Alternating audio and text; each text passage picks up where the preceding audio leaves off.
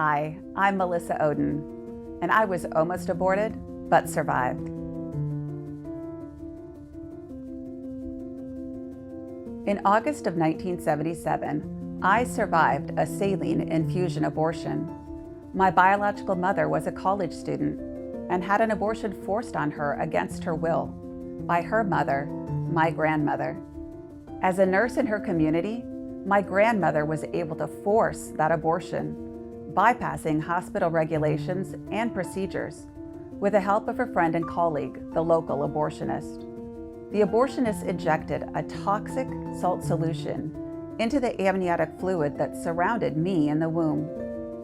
That salt solution was intended to poison and scald me to death from the outside in. I soaked in that toxic salt solution for 5 days. On that 5th day, my birth mother was induced, and I was meant to be delivered dead. But to the abortionist's surprise, I came out alive. I didn't know about what happened at my birth until I turned 14, when my adoptive parents shared the truth of my story. As you can imagine, it was devastating, but I knew I wanted to find my biological mother and father for more answers. I discovered who they were and obtained my medical records that documented the abortion procedure I survived.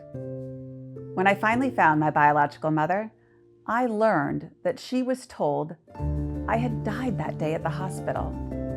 She had no idea I was born alive. She didn't even know if it was a little boy or girl. I am so blessed that she is now a huge part of my life.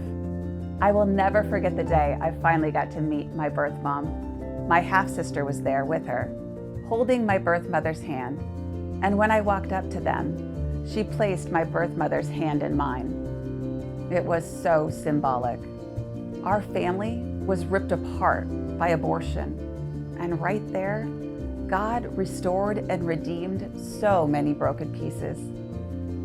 I share my story because I want that for every family.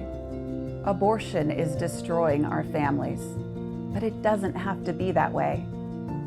I was aborted, but I lived.